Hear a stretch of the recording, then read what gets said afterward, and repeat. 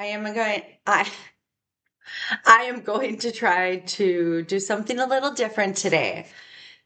I mean, a little different for me. So I this morning did start off with an amazing sunrise backdrop on a lake that was so magnificent. It was just beautiful. And I was really trying to connect with Mother Earth and really connect with my higher self and my oversoul so that I can connect with my most authentic version of myself, right? It's the goal we all are on, the goal that we all strive for. And so, give me a minute. I kind of just want to breathe into this because I would like to. Well, this is why I'm all dressed up because it's starting to get cold. Um, and I'm still kind of cold from being outside. So, um, just a little bit. This is my kind of weather right now, to be honest with you. I love this fall weather. But yeah, the mornings are a little brisk, which is it wakes you up. So give me a minute.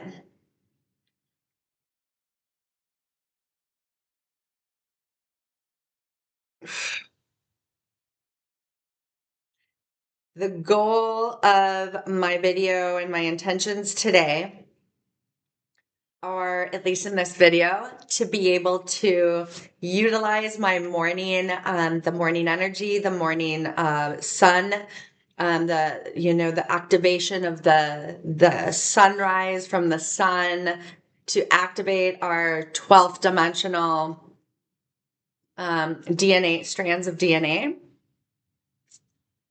Um, and hopefully my light shines through in a way that um, calls out to those of you that resonate with this video and need to hear these words and this part of my timeline, because I am going to be continuing with the breakdown of my timeline in a way that I am telling my story, but giving you the lessons I learned along the path, the understandings of it being serendipitous, synchronistic, um, the moments that happened, maybe if I didn't see it at the time back in the beginning, what I was able to see after.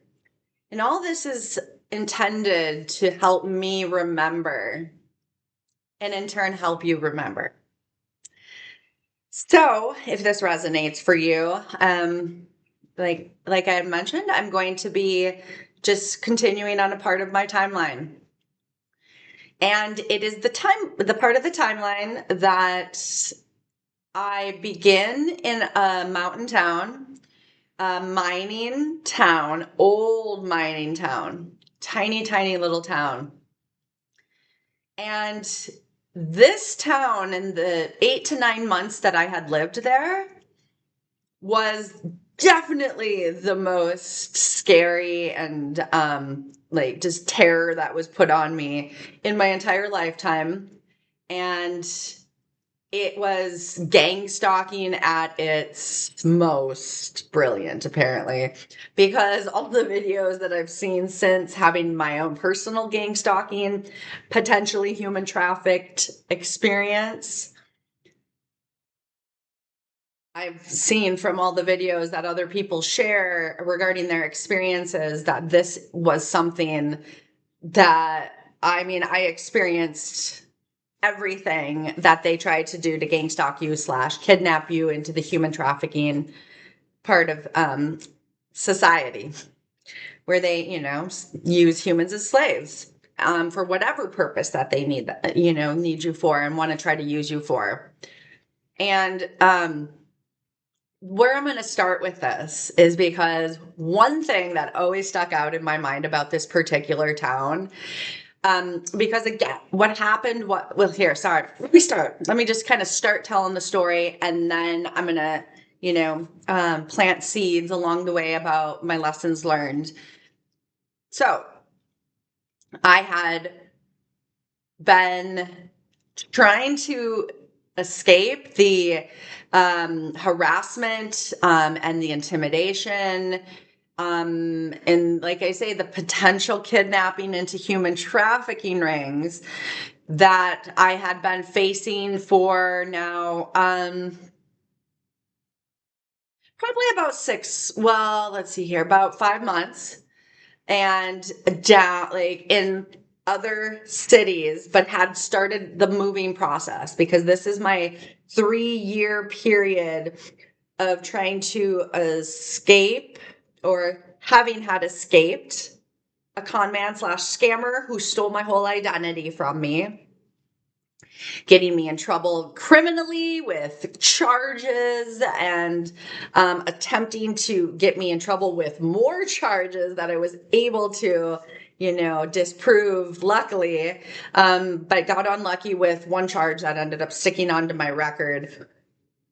Pardon me. And this, again, I mentioned that to let you know, like, what can happen out of these scenarios, because it's true. This is factual, and this is the chaos that they can try to bring into your life, that you have to clean up. Then you have to clean up their messes, right? So the intention of this is to hopefully, try to save and protect somebody from having to have experience as much as I did. I didn't have the access. I didn't know to access. I didn't know what was happening to me. I thought at first it was being brought on by me because that's what they try to make you think. And so it took me a long time to be able to find the information that I needed to help me try to turn my perception around and rise into higher vibrations to not allow this to affect me. But for 3-year period, we're at the part of about 5-6 months into this. Well, now I'm about a year since I met the con man, so I got now a couple more years where 8 months of this time period took place in this particular tiny little mining town in the mountains. And one of the things that somebody said to me one time I was out, because I was still very much in my addictions at the time, I was using them to numb out the fear that was happening, that had been being created around me and in my life. Again, that's a tactic that they use to try to get you to be more vulnerable, for them to be able to try to do what it is they're trying to do with you. And so, sorry, somebody said to me one night I was out. This stranger, somebody I'd never seen before in my entire lifetime, but came into town, because you always knew new people instantly. This is how tiny this town was. And there's a reason I'll talk about that part too, because these criminal organizations will find places that they can exist in, that they won't be questioned for their bizarre way of living and their not normal ways of living, because their style of existing within the 3D world isn't the normal way a normal person would live, either as being spiritual, but this is, so this is along the same lines, and they want to be undetected. So they'll pick tiny little towns where they can take over the police department by bribing them, because they are pulling in large amounts of money to be able to bribe, in a way that greedy people and karmic beings that are still unawakened, and there's many of them, and that's what you need to kind of take from this, is the understanding that unawakened beings are potential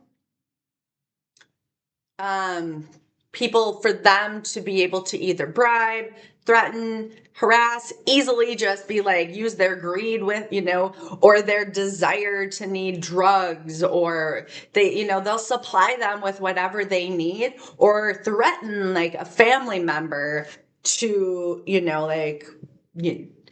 to get that person to think that they have no other choice but to help these people and contribute to their, their evil ways, basically. So,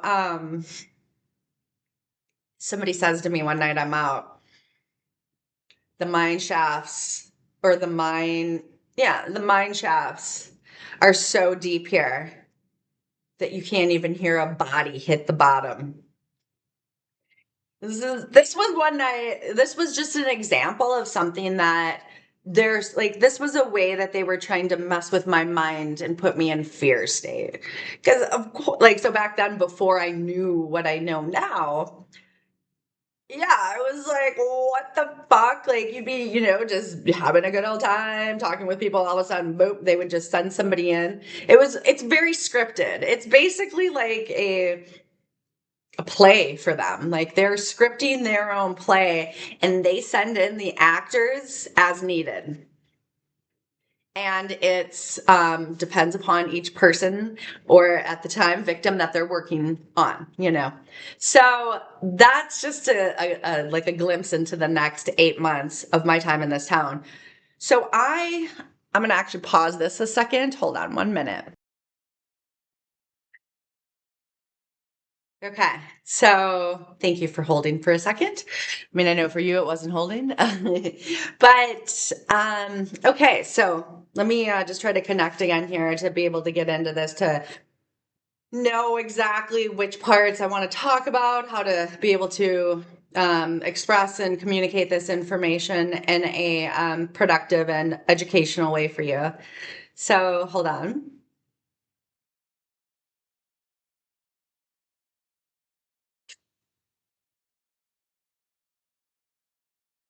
Okay, so what I'm going to say is I had 8 to 9 months in this time, in this space, in this environment. And in that time frame, I moved 3 times. Well, I moved to the original place where I was at for 2 weeks. The second place was like a month or two. And then actually 4 times, I apologize. The third time was where I spent the majority of my time in a house, was as a roommate. And then the fourth time, I ended up having to move to this very seedy, what I called like a human trafficking motel that was ran by what I could only describe as the Russian mafia or something like that. Yeah. So, and that should just give you an idea of the potential of what and who was kind of in charge of this town. So, and like the level of, what we're working with here. So, there was 4 times then that I had to move. In this time frame, I ended up being able to, I also had up to 3 jobs, but I quit, or I let go of one job during that time period to only work for 2 different places. I was serving and bartending, I guess, at the time. And so I had created what I thought was friend groups at the restaurants that I had been working at. Little did I know they were actors basically sent in to make me think that I had friends with them. And that is another tactic that is used, sending in people to spy on you, basically and essentially. So, okay. So that was kind of what was happening. Let me go back to the first place that I moved into. This person that I moved in with for the first 2 weeks, I had met with the con man, which I thought at the time this person was that I and the con man were meeting this person for the first time. I come to find out later that the con man and this guy knew each other. And it just like randomly happened. And Well, yeah, they either knew each other or they just were all like, had their own underground criminal organization. But no, the whole town knew my con man, the guy who conned me. I shouldn't say mine. That was weird. But, anyways, this is how high up this con person was. Basically, I attracted or called in or was set up with this person who was very experienced at conning in the way he was conning, coming into people's lives. This was his full-time job. And that's what they do. I mean, narcissists have the ability to use their powers for good and become, things like, lawyers or doctors, not that those are like good, but you know what I'm saying, that they could, somebody that's maybe trying to help brains and things like that. A lawyer that's trying to, help the environment, So, what happened was, I'm sorry, I lost my train of thought. Let me just connect again. Hold on.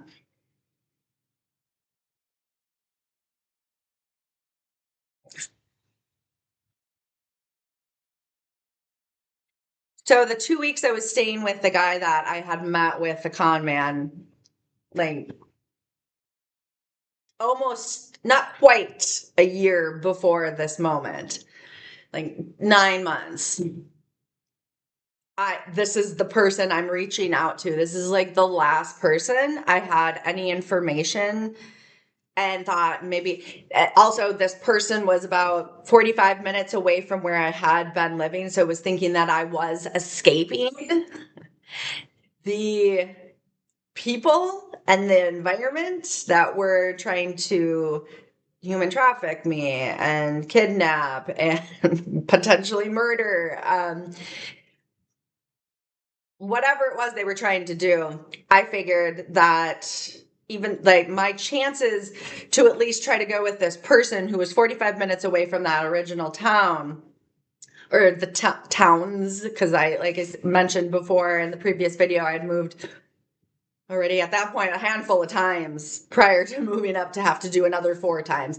Because keep in mind, the whole 3 years, I moved 12 times. I was averaging about every 4 months, but it was actually sooner than that in certain cases.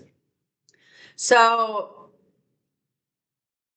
the reason I'm really trying to pinpoint this initial move-in is because this is where, I mean, this particular person, I think I started to understand, because he was like, I have a job where I clean up crime scenes, just weird shit like that, like, I mean, I get more detailed about this in my journaling about all this, because that's the one thing that kept me out of, or that helped me try to keep me out of my fear state, on top of all the numbing out I was doing with my addictions at the time, to help keep me in a state of, first of all, awakened state, not awakened in the good way, awake in the bad way, technically. But it was scary to think of going to sleep or falling asleep and having somebody break into your space at that time. So that was one of the contributing factors. Whoa, there was like a huge bird. I don't know what it was, but it was big, that just flew in front of my window. It almost looked like it had red, but I don't know. It could have just been a robin, but wow. It almost looked like a hawk. That would be amazing. There's not really hawks around this area, but that's one of my spirit guides. So,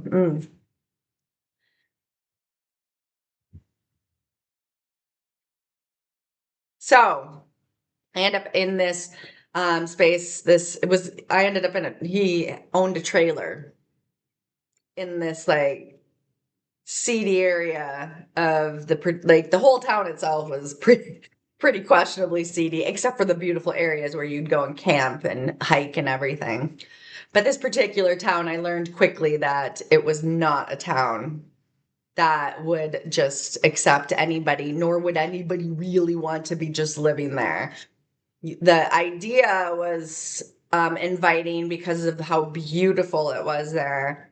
Um, But because of where it was located, it made it a hard place for a lot of people physically to live, as well as mentally, But physically, it was a big thing. And that's all I'll say about that. But that's what I was mentioning is I get more detailed about this in the writings and whatever other way that I choose to communicate this information moving forward. However, going back to that moment, there's so I think about all the things like he would never. I had my two cats with me at the time, and like every day I'd go to work, and I was making pretty good money at this time because I had to try to rebuild from everything that was stolen from me, from this con man, right? Like my whole life, I had nothing left, and I was losing it. Because of having to move fast or them stealing all my things at a rapid rate at that time. So that's like, these are other things that will occur during these moments. So yeah, so he would make me take my cats out and not allow them not allow them to stay in his trailer at the time. And that was really weird. I always thought that was bizarre and I was so scared because we were in the middle of the mountains and there was tons of like animals that could have gotten my cats. They were unfortunately front to clawed, which I would never do to a cat again. And I learned that growing up in my toxic, dysfunctional, emotionally immature family life, because that's what my parents did to the animals. Bird is that? Oh my goodness, you guys, I saw it again. Ooh, it's trying to make its appearance. I wish I could see it to let you all know. I might take a minute to go see if I can see it. Hold on. Hold on. Oh, it just tried to do it again. Oh, weird. Wow, that's interesting. Oh, ooh, that is very interesting. It is either a spiritual attack of a bird or like my spirit team trying to speak to me, because I was just by the window and the bird like literally was about to come back in front of the window and then like beelined it like, quickly back. That was really interesting. Turned around. Like, this is the shit. Like, this is the kind of thing that would happen. And so just weird things like this. But anyways, so yeah, and so I was scared daily for at least, but luckily, like I had mentioned, that had only lasted for 2 weeks. So I just had to handle 2 weeks of that environment. But my cats were troopers. They made it through. That's what I was saying. That made me scared that they didn't have their front, claws, because that just made them, more um, they were a little bit more of a target, right? Kind of like where I was, but they were tough like their mom, and they held their own. I was so proud of them. Yeah. Called them my little pumas, my little mountain kitties. But anyways, so yeah, there was a lot of other weird things. Like this guy had dogs that he, was raising to fight, like pit bulls, and the way he just kept them was really inhumane. It was really hard to like bite my tongue and not say anything as somebody who loves animals, communicates with animals, heals animals, has a really close relationship with animals, and that was hard. But and then just the secrecy was interesting. This particular person had a bunch of tattoos all over his face, and he made it seem like he was there to help me, but he had a lot of rules, which was very interesting. And he really tried to utilize the ability to try to control me, but I didn't have any other options at the time, because again, the con man had dispersed or had made sure that everybody that I could go to for support was completely out of my life. They definitely cut any cords I could have potentially had with my family when I tried to reach out to my sister, when I had already not been speaking to them or had started that. that time frame of not speaking to my family so that I could try to heal. And yeah, whatever happened in that conversation when I tried to reach out to my sister and it got weird, and she, like I had mentioned, had said, basically, fuck off. We're not going to, help you. There's that bird again. Try to move over so I can see if I can see it a little better. Anyways, so, this is it was almost like I was still relying on people, other people. And I know the universe was trying to be like, you can do this on your own. Well, when you're trying to start over, it's hard, and at the time I didn't have a vehicle yet. I had to, that was part of what I was going to work hard for throughout the summer. And that was my goal, was just to work, continue healing, start healing. Because I had been in survival mode on the run, trying to escape this con man for, at this point, 5-6 months, that when you're in survival mode, that's all you can focus on, right? And that's the point of why they keep you there, because they don't want you to move ahead. They don't want you to be able to be in better spaces for yourself. To, if they want to be able to try to use you as a slave or get you as, currency, then, they're going to try to keep you in spaces where you're more docile, that you're able to be more manipulated and controllable, So I always said it the whole way through. I was like, they messed with the wrong one, because I don't get, like, once I set my mind on something, it's, I don't give up. And my goal, like, again, a prerequisite to this journey, to this awakening, conscious awakening, is having hope, to know that there is better, and that their happiness and unconditional love exists out there in a way that maybe you've never experienced it yet. So let's go look for it. And I wasn't going to let anybody get in the way of that. Plus, I guess I just am a fighter, I'm a warrior. I'm part of the warrior crew, man, and so this is why I am being guided to tell my story, because I've learned how to rise above all this. And that's why I can tell this story now as a survivor of this. And like I say, I'm pretty proud of it, because I understand when people are telling their stories about being gang stalked, it is no joke, people, especially when you don't understand what's going on. And if you don't understand that you need to have spiritual protection as well. I mean, you're just like, just a target at that point. And how, now you're just barely trying to stay above water. Okay. So anyways, I had 2 weeks. I finally, within like the first week, I nailed down these 3 jobs. Like I say, I dwindle it down to 2 of these jobs, but I'm making bank. And so I'm able to afford better places then. And I get myself a vehicle, and just basically rebuild my life from what was taken from me. And so I am being, I think, supported by this community that I was really, I had actually always wanted to live in this particular town prior to living there, because it reminded me a little bit of my hometown, minus the mountains, but the weather, but the beautiful, like, it was just, there was all this open, you could go anywhere and be in the mountains hiking in these beautiful spaces. And it was just amazing. So there was a lot of fun, and the people that were the actors that were sent into my life to make me think I had friends, there was intention behind that. They were trying to get me in a vulnerable state by trusting them. So they had to play like they liked me so that I would like them.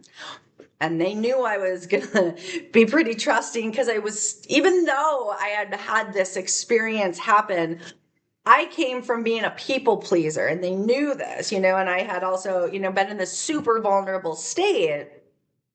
They knew this, they very intelligent. These gang stalkers are like, they are at the level of understanding how to hack. You know what I mean? So these are intelligent people that have intention, have evil intention of trying to, like I had said, use human beings as a currency, because they're narcissists that don't have emotions and don't have feelings that they're allowing for themselves. So human life is no different than a service of going into a store and buying something, you know? So slavery does still exist, and it's called human trafficking, people. So it's just, you know, it's it's not talked about as much, but this is why I want to tell my story about this, because it's way more prevalent than our society is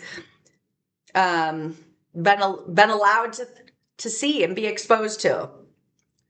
For the longest time, I wasn't sure if I was going to even tell my story, because they try to suppress you and make you feel in fear of your life of talking about it so much, because they don't want their secrets out. They don't want all this information out, obviously, because then if you know what is going to, you know, what to expect, they can't take advantage of you. So this is why this is extremely important, that I've gotten to a space where I feel that I am above all that. That I now know that, yeah, I can talk about this, and I need to talk about this. I need to, you know, spread more information. So, yeah, so I was in this beautiful, like, I mean, I'd work in the day, I'd work both my jobs, I'd do a double every day. And I mean, I was at least working 5 days a week, if not more sometimes. Because the whole goal was just to make money. And I still was enjoying serving and bartending at the time. Granted, I was still drinking, because, again, at that time, I still did not feel that in order to go on my healing journey, that I needed to have drinking be out of my life. I didn't think it was an issue. I had not had my I hadn't had a DUI in like 10 years. So I, you know, was like, I'm on just the path of, you know, drinking where I had seen when I was growing up. Everybody I grew up, all my family members were drinkers. Many to this day, hard. And so that was normal for me. Like, in fact, like I mentioned, I was like, I'll drink to the day I die, because why not? Like, that's just what you do, you know? Like, it's what I saw everybody do in my family. So that was normal. That was what was considered normal. Like, you knew other people didn't, but you were like, oh, you're just not that much fun, you know?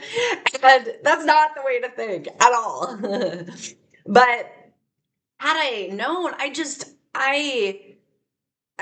I didn't want to hear it, but like I had mentioned, there was also parts that when I was drinking harder, or when the drinking picked up, it was because of the reason that I was numbing out from fear too. But at that time, in the beginning part of this town, I was enjoying my time. Oh my, you guys, it was just 33, 33. I've been seeing threes like crazy. So I bet you have been too.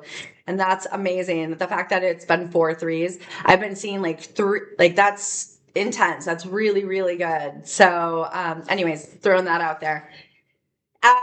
Okay, so I'm trying to sum this up, and we'll keep this in an hour again. So, things that they would do too.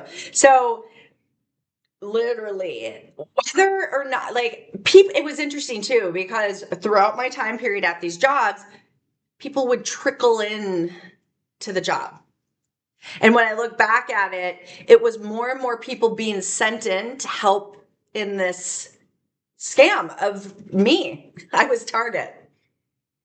And so one of the things that was happening while I was at work, so this is another thing to just know that it happens, is not only are they sending people into your job, if you have a 3D job where you're working with the general public and have coworkers. One of my jobs, the owners of this place, they were hardcore connected to this underground criminal organization. They were like drug dealers, is what I ended up finding out, that were literally like flying to Mexico. And the way that they paid us too, it was all weird and wonky, not legal, my opinion, what they were doing.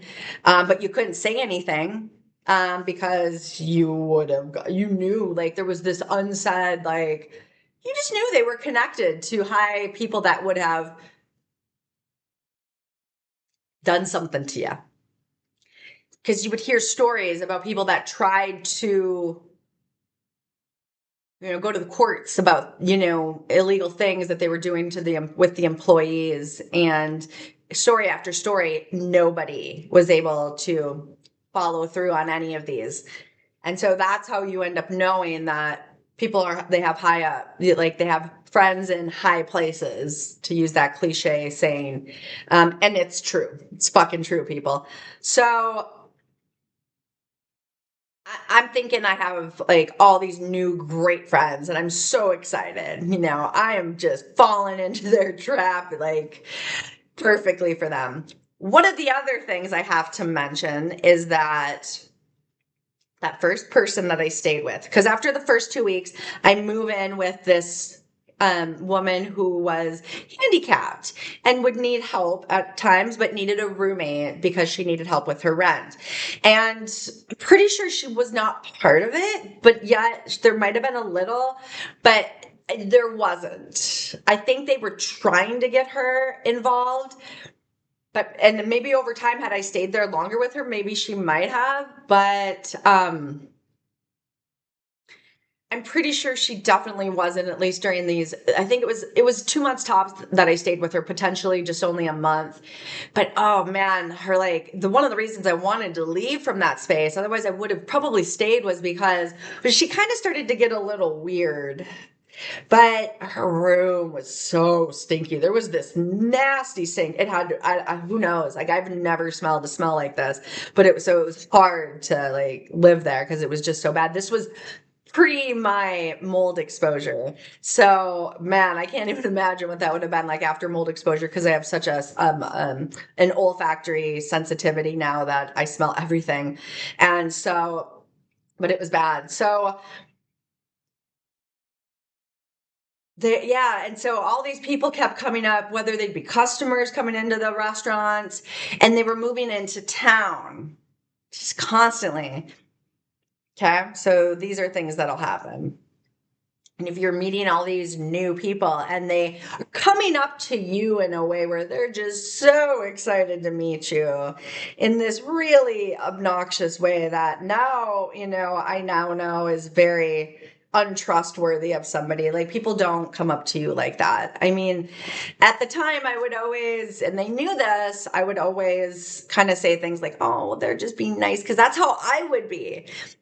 And that's me having that type of thought process is what got me in all this trouble to begin with, always, because I was kind, nice, trusting, way too trusting, naive person, that they knew they could get away with that. And that I became target, right? So, okay, what else was happening? Again, just making me, okay. So after the second place that I move into, so one night I'm out, because we'd work in the day and we'd all go out at night. This is where they're implanting people into my life to try to implant people into my spaces so that they could implant cameras and listening devices. And if you have vehicles, they would definitely have already put tracking devices on that. They wanted to try to get people into your space to, if they could, try to implant tracking devices on your phones, if you had any like laptops, electronics of any sorts. If they were somebody that they could try to get them to switch to an IoT or a wireless things within your home, they were definitely making that type of updates to homes happen. So again, these are just more, so one thing where they can track things and hack into are wireless, like, Ring devices. Those are very easy to hack into. So wireless surveillance around your house or in your house is not safe because they can hack into it. So you want non-wireless if you really want to be safe. Okay, so I think the other thing looking back on that time period too is that second place that I was living at, she wasn't, somebody where they could easily, because there was really only one person that came over to that house with me when I lived there, and probably didn't have enough time for the implanting. Plus, I don't think they were able to get her to side with them and work with them. I think she had some sort of other interesting connection where she didn't feel like she had to work with them, because she's the only person that I'll say that about this town, because the whole rest of the town was in on this, and this is what happens. And if you know what I'm saying. So 4040 people, then 4044. I've been seeing lots of fours. I'm sure you've been seeing lots of fours too. And okay, which is great. That's protection, right? Means you're on the right path. And so let's see here. So the third place, I get approached one night. Like I say, like I'd mentioned, after we'd work, we'd all go out pretty much to this one same bar. And this is where, if new people were coming into town, like they would just show up, new people that wanted to either watch what was being, the mockery that was being had by these people, because they were trying to basically, they were videoing my life and putting it on YouTube channels that were private. So not just anybody could find them, but that their followers could see. And this is how they make money off of you as well, is by showing, this is hilarious for a narcissist, is to watch them take down an empath or a highly sensitive person. This is so hilarious to them. And they get such entertainment from this. They make memes and they make songs, and like they all, yeah. So there's qualities that I mention in my writing about the style of person. But so this, the third house that I move into, the girl that I end up becoming a roommate with, because she has an extra room, she approaches me this night at the bar and literally is like, at the time I'm thinking this is serendipitous, because I was thinking I needed to move anyways. And so it felt, synchronistic at the time. But when I look back at it, wow, was this planned? Because people don't just do this, especially to somebody. She met me, the night she met me is the same night she not only offers to cut my hair, which that part wasn't as crazy, but has, is also like, great. And I really think that you would be a good fit, not knowing me at all, maybe having a couple hour conversation at most. And that should have been a red flag. See, these were things that I did not see as red flags. I thought I saw as synchronistic, like I always saw the positive sides of it, not the evil intentions, because as an empath, as a highly sensitive person, as a light worker, as a chosen, you don't think that way. So in order to wrap your mind around the way that somebody who thinks the complete opposite of you does, you have to do your research and understand how their mind thinks so that you can stay steps ahead of them. Well, I didn't know this at the time. So this is why you're going to hear all the things that were happening to me while I was still in this unconscious allowing state of them just, here you go, I'm your target, come on in, And so that happens. And now, like I had mentioned earlier, this is the house I stay in the longest. This is the last house that I stay in up in this tiny little town, mountain town, before I move into my final place, which is a seedy motel. During this time period that I'm there, not only does she approaches me, but this younger person, this younger male approaches me, who ends up being another con man. They're all part of this, they're all part of this criminal underground organization. But he specifically gets sent into my life. He I had been wanting to do some plant medicine at the time. So he comes up to me and he offers me mushrooms.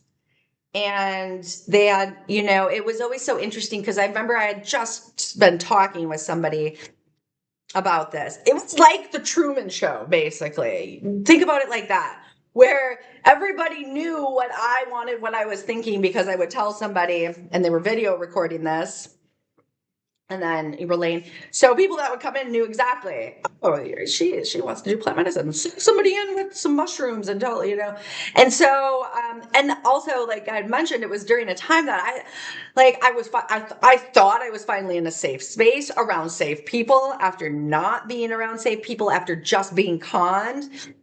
You would think that I would have gotten, tighter with my protection around me. But see, I was still very much, I just was, and they knew this. I was so easily manipulatable, controllable, because is what somebody that has grown up in the way that I have grown up. I grew up around narcissists. So this is why the universe was trying to send me a bunch of narcissists going, you know this. I know you don't remember yet, but you're going to remember, and this is how we're going to help you remember.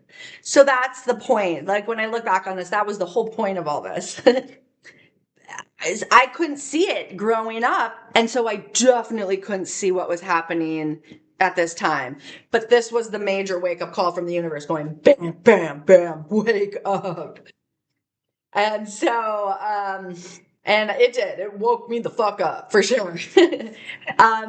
And if I was going to survive that, I needed to learn many different skills. And so the skills I was learning is hopefully what I'm trying to express right now. So let's see here. They send in this younger gentleman, like significantly younger. I definitely was not attracted to this guy. And he was hard hitting on me. And I remember I was like, no fucking way. Like, honestly, we were easily like 10 years apart. And I was not about young people like that. That actually kind of grossed me out a little bit. And then he got me to have sex with him that first night too, while we were on mushrooms. And like, obviously that he was trying to connect with me on the sexual way. One of the things he also said to me that night, and this is something I look back on and I write about this in more detail, but he makes this comment where because he was openly listening to my story about my original con man, the dude that conned me, right? And, was trying to act like he was super interested, like very intrigued about it. And it was interesting because like they all like, whenever I'd be like, does this guy look familiar? Because I'd only keep the picture around for that purpose, to be able to identify, like, do you know this person? And, if as like warning / help me. And everybody always gave me the same answer. It was like, he looks familiar. And I remember I was like, well, that's such a ambiguous answer to be able to, because these con men, they will say a lot of truth to you in a way where they're like saying it to you, but when you're in this state, you're like, it doesn't mean really what they're meaning, and that's why they do it, because that's hilarious. That's the parts they laugh about too, So yeah, his whole goal, obviously, he was sent in to become the new, to do another sweetheart romance scam on me, get to implant another person into my life, to get them into my spaces, to implant cameras and tracking devices and listening devices. And that's what happened to that third house, is what I find out. Because I'd go to work and I'd be in these spaces by myself as I slowly started realizing something's not right about this town. Because over time, there would be people started, giving me different, their masks would fall off, and I would see that inconsistency because I would be studying, learning about, psychopaths, sociopaths, the antisocial spectrum. Then, it leading to narcissists and manipulations and gang stalking, but I was only just trying to understand. I didn't know that term yet. And This was the other part, is when I would try to go search on this up in this particular town, especially once they were able to get control of my networks. And so that would be the other thing that they would take control of in this new house, is my internet network. So they would control if I could continue, like they would disconnect my internet connections, or run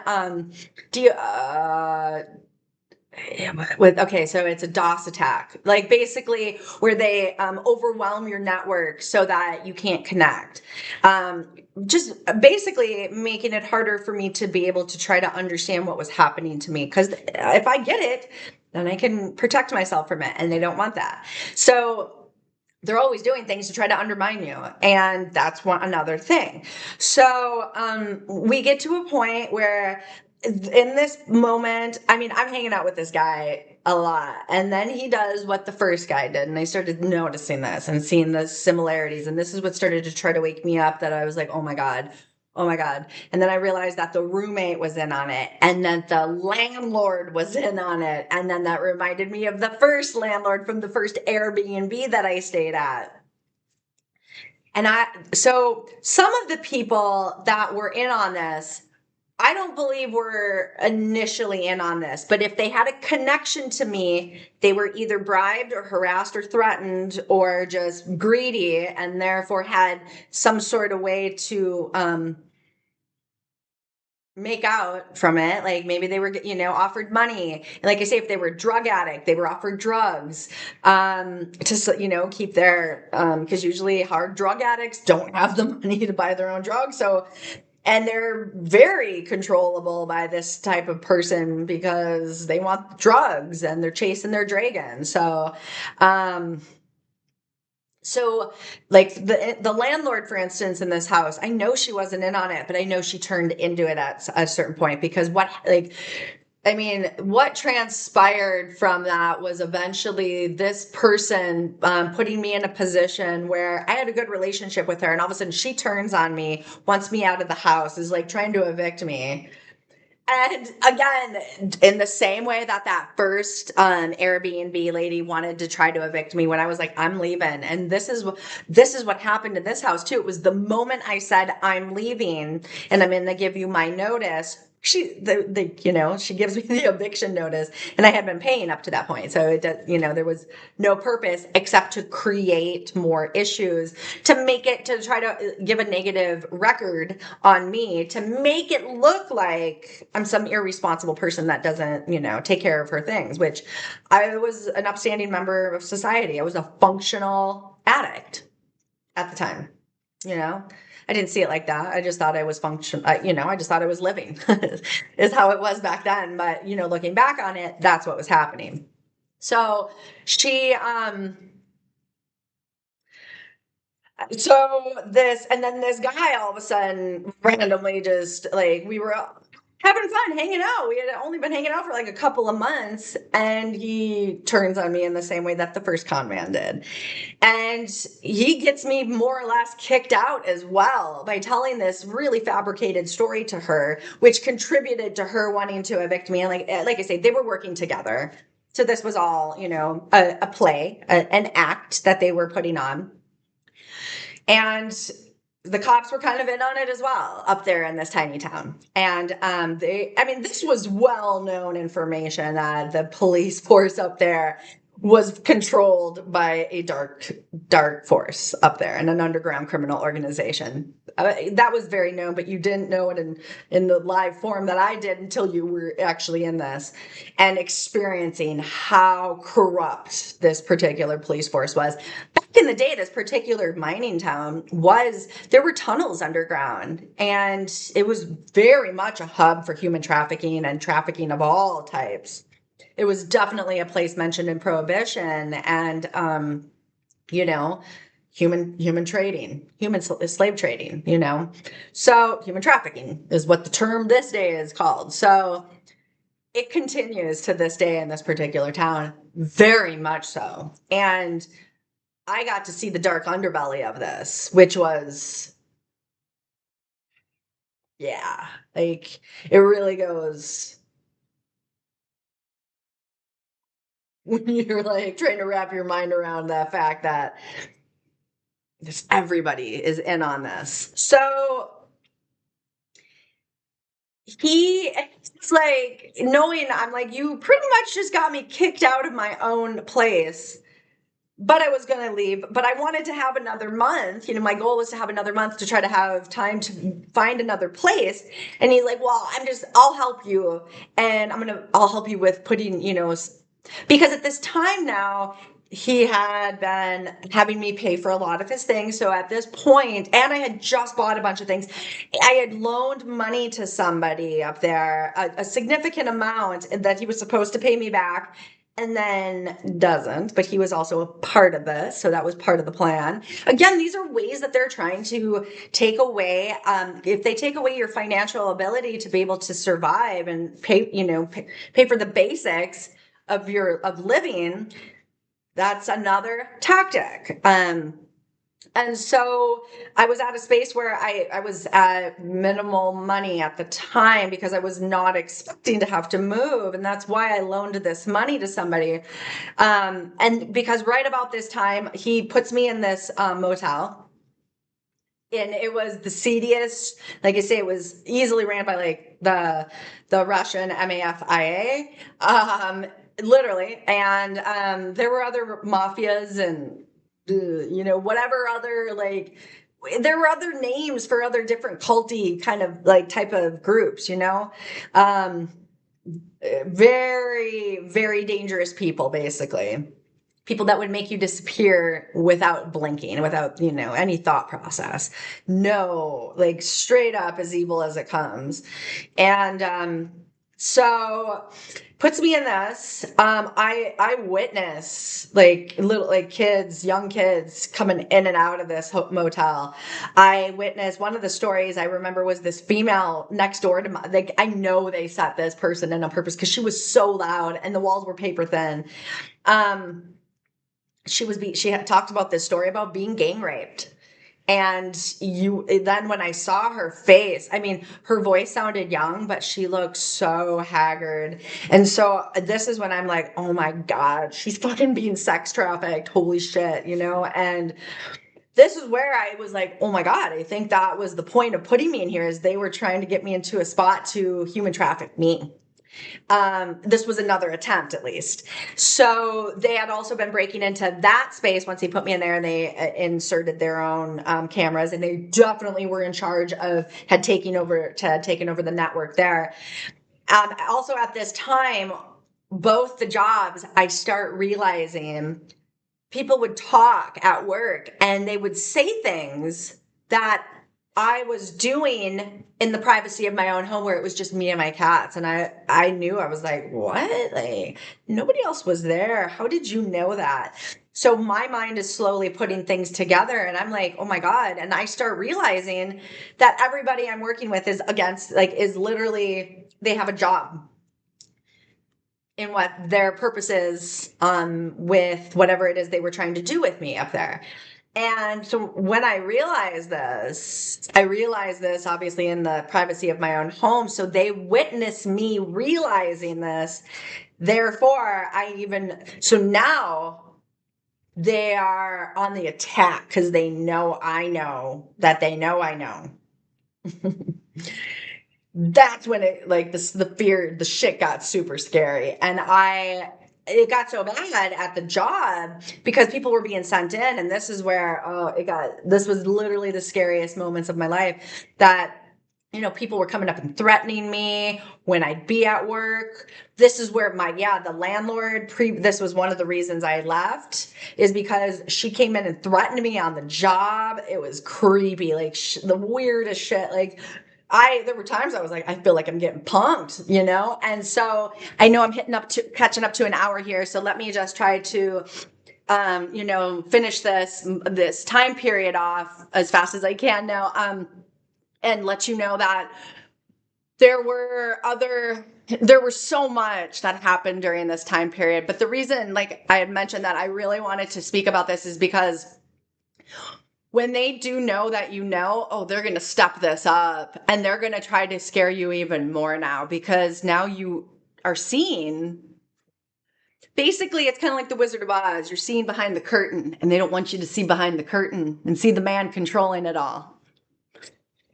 But I'm realizing that they all knew my original con man dude, right? And that he was up pretty high up, because I had seen his vehicle. I knew that he was actually working with one of the employers I was working for too.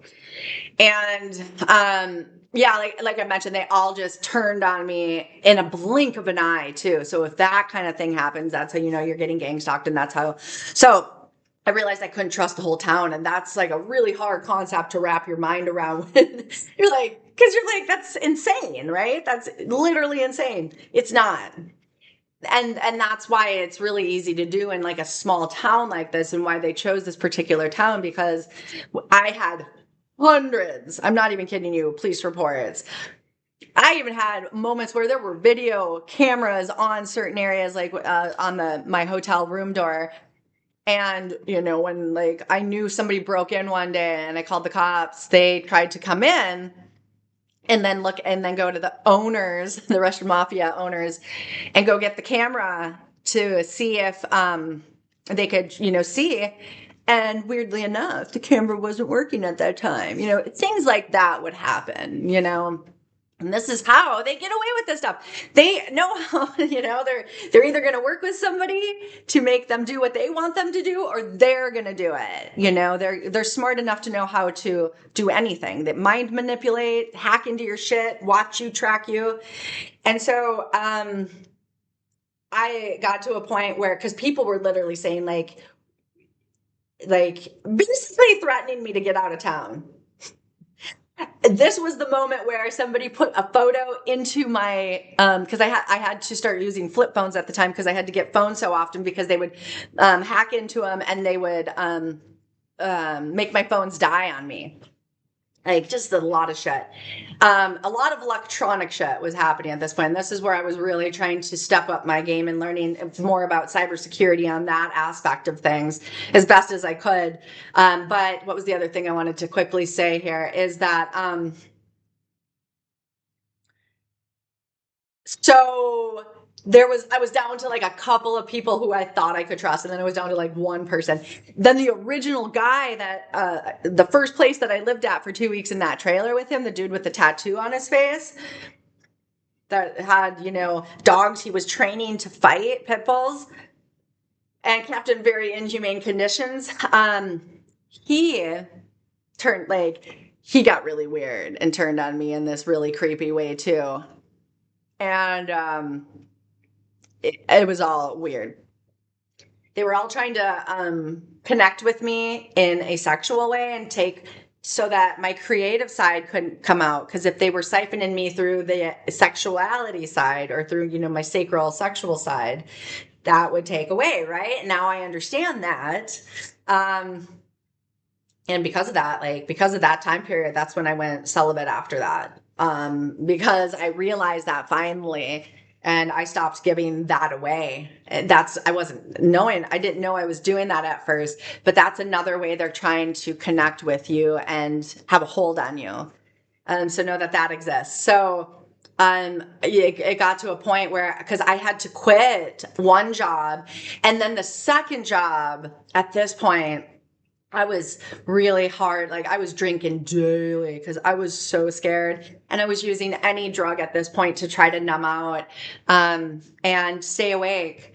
And so, not any drug, but there was a couple that were my preferred, and that they made sure were very available, because of course they wanted to try to assume that I would just go down that path and, you know, drug out so that they could control me that way. And little did they know, that's not what that wasn't my intention with it. It was to stay awake, and then also to try to take away some of this fear.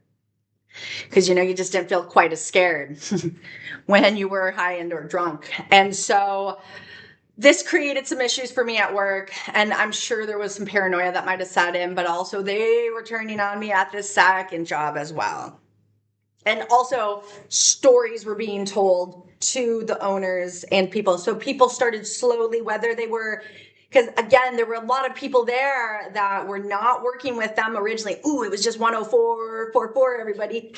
Again, on the fours. So, but over time, there were people, because I had great working relationships with everybody. And then over time, there were, everybody just turned on me.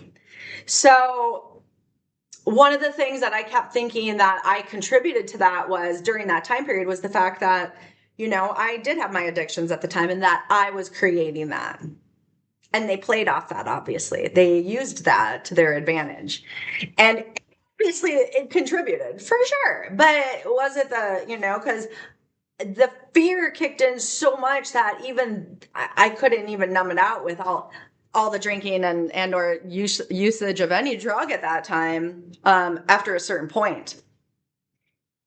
And they plan on that too. They hope for that. So, yeah, I got to a point. I remember I was down to one person that I could kind of trust. And then once he turned on me, because it got creepy weird again, the things that people would say and do or not do.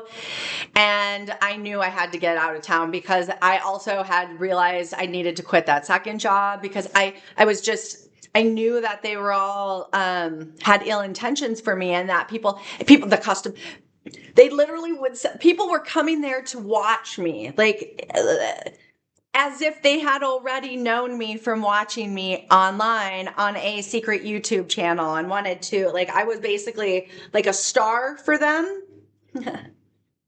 um, an unknowing, they wouldn't call me the star. They would just call me the stupid, the idiot, probably. Which at that time I was like, I'm not like, shit, man. I look back on it, but not that I'm not saying that about myself, but I mean, if we're going to just use that term, sure, we'll use that right now. Anyways, so, this is where I choose to pack up whatever I can at that point. And I leave. Oh, it's interesting, because I was thinking I had a storage unit. Oh, that's right. Yep, because I had to keep stuff in the storage unit for a minute until I could go grab it again. And so I take as much as I can with my two cats, and we leave, and I don't know anybody now at this point. There was one person, and I realized later they had sent him in too, because one of my other things that I would do to help numb out one of my other addictions was I'd go and gamble. Because again, that's what I grew up with. A bunch of very bad gamblers growing up in my family. So much, so bad. Like, people, have made their families go bankrupt, sort of thing. And my mom was horrible. My mom and dad would fight so much about my mom's pull tabs and her gambling and how she would overspend. So of course this was going to be something that I used to try to, because to me it was fun and it would take my mind off things. But one of the times I went to this particular casino town, when I was still in this mining town, because I'd go by myself, and this would just be, a moment to go by myself and just try to be in my own space.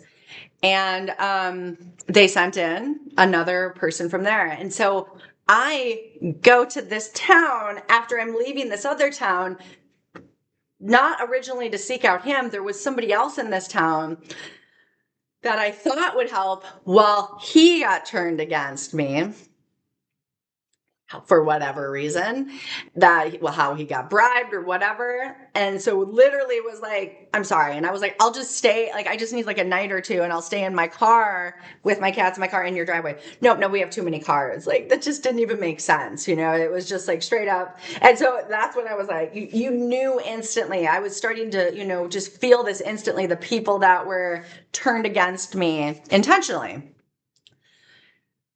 So that's when I think about the guy that I had met, because I knew where he lived, because I knew we had gone back to his house one night. And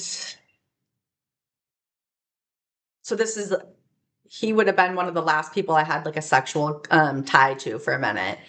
just on a couple occasions. But again, look at how they sent somebody in to try to connect and have me siphoned in that, sacral type of connection. And so what happened is I end up on his doorstep, and I'm like, listen, I think I just need like a couple of weeks, and I'm so sorry, but can you help me?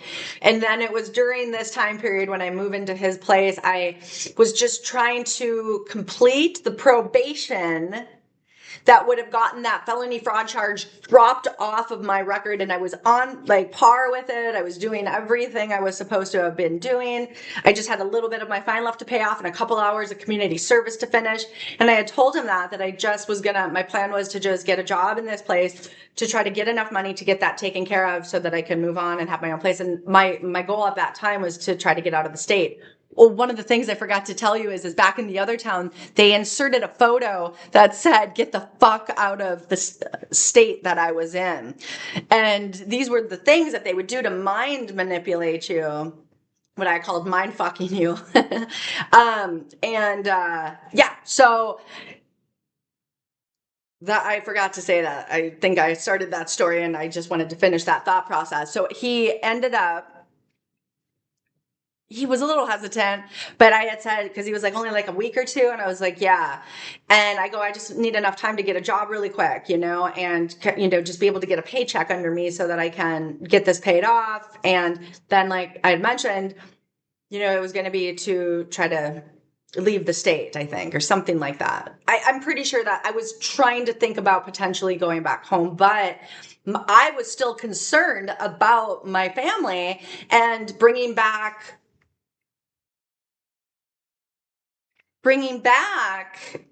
any of this negative vibration, negative energy to my family. I was trying to protect them. I wanted to be sure that I had this off my back before I returned. But at the same time, I needed fucking help. I was so this was literally the most fear I'd experienced in conscious waking life that I am aware of, I had mentioned, I'm sure there was moments obviously when I was younger, but I've suppressed those so much, and that's what I'm trying to release now, from my childhood trauma, from my dysfunctional, toxic family that I grew up with, very emotionally immature, narcissistic karmics. So,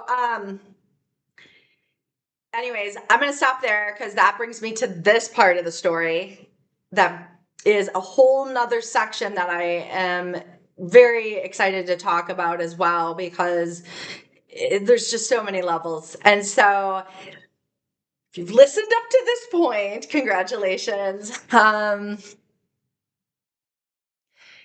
I hope that if you have been through an experience like this, or if you're currently going through an experience like this, hope, some of my words have been helpful for you.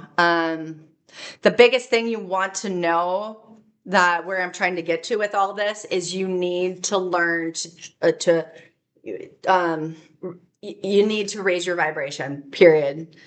Because once you raise to the higher vibrational levels, low vibrations can't reach you anymore.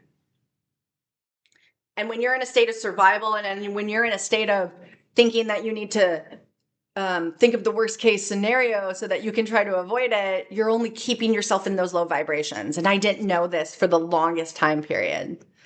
I kept thinking, because people would tell me constantly, like, you need to not think about it like that because you're calling it in. People were constantly telling me this. And it made sense, because I was like, that makes sense. I was like, but if I don't, I'm not going to be prepared. Well, this was the mindset that I had also created in childhood because of my parents. Because if I didn't know the potential bad things, the worst case scenario, before it happened, I would get in more trouble for things that weren't my fault. Because again, that's coming from a narcissist. So you're never the bad person. They're just projecting their shit onto you, remember? And this was, part of why I'm was diagnosed as a complex PTSD or CPTSD, this childhood trauma, due to learning how to survive like this. So this was the universe showing me, you've survived like this already. We're going to show this to you now and outside of your family. See if maybe this will help wake you up to what you're dealing with inside of your family. Because still at this point, I still yet have no idea that my family is just as evil as this group of people I just spoke about, if not more, and if not potentially connected as well. So if this resonates for you, please, I ask that maybe you just put a comment, or, let me know if this story resonates, if you have a story that is similar, if you can relate. And if you agree that by raising your vibration, you can raise above this. If I started finally hearing this enough where it finally took in, it finally sunk in, and I started seeing the results based off of raising my vibration. And that's where my first 2 years of healing, that beautiful time period, was so important. It taught me everything. The universe taught me everything in those 2 years, and I didn't even know it at the time. I didn't know what was truly happening in the most organic, beautiful way possible. And so, okay, I'm going to try to end this now. I just am so grateful if you have listened up until this point. And like I had mentioned, if this resonates for you, leave a comment about your story, because it helps those of us that feel alone in this and, wonder like, am I the only one that's dealt with this? No, you're not. You're absolutely not. There's lots of people that deal with this, but many people are silenced for a reason. And it's about speaking our voice, speaking the truth, so that people do know what is out there and how to protect yourself from it. But not even just how to protect yourself from it, how to be aware and how to thrive in a higher vibration where you're just not attainable to these lower vibrations. Thank you so much for listening. I am sending so much gratitude and so much love to all of you who have listened. Thank you again, and I will be back in the next video to continue on my timeline.